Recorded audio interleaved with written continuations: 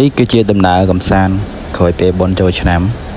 ដោយសារតែយើងរវល់រស៊ីដល់ពេលយើងទៅតនេthìខ្ញុំរវល់ធ្វើការបងប្អូនខ្ញុំក៏រវល់រស៊ីយ៉ាងទៅអញ្ចឹងយើងជ្រាបពេលតនេចូលឆ្នាំមួយយើងនាំទៅដាក់បាត់ទ្រីបទៅលេងកោះតែសោកស្ដាយមែនទែនគេជិះម៉ូតូជិះអីអស់ហើយនៅសល់ខ្ញុំដើរក្រោយគេដោយសារមនុស្សច្រើនពេកអត់មានអីជិះអញ្ចឹងមិនដើរលេងមើលគេមើលឯងមើលនេះមើលអាយទៅចាំពូម៉ាក់ខ្ញុំមកយកបន្ទាប់ពីមើលទេសភាពហើយអានប់ខ្ញុំវាមកដល់ល្មមមកជាមួយម៉ូតូអានប់វានេះអញ្ចឹងយើងធ្វើដំណើរទៅកាន់អូត្រេសដើម្បីយើងឡើងទូកបន្តទៀត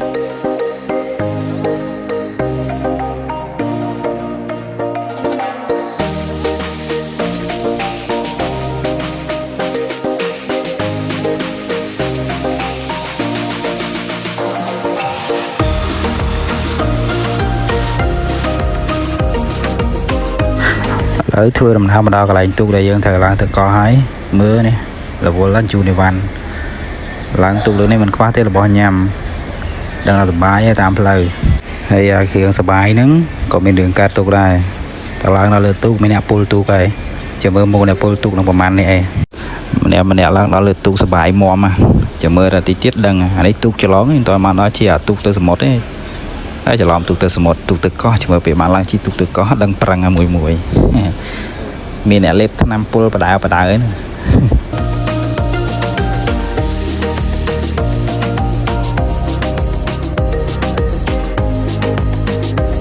វីដេអូកន្លែងនេះអាចមើលដឹងថាណាគេពុលទូកខ្លះមើលមុខក៏ដឹងនៅស្រីពីអានោះហើយវាចៃដន្យអីថ្ងៃហ្នឹងនៅផ្ទះអត់អីមកដល់កន្លែងទូកកូនក្រៅខ្លួនហើយខ្ញុំនេះមុនឡើងទូកច្រឡងគេមកនៅអាលើទូកធំហ្នឹងគៀបមេដៃមួយទៀត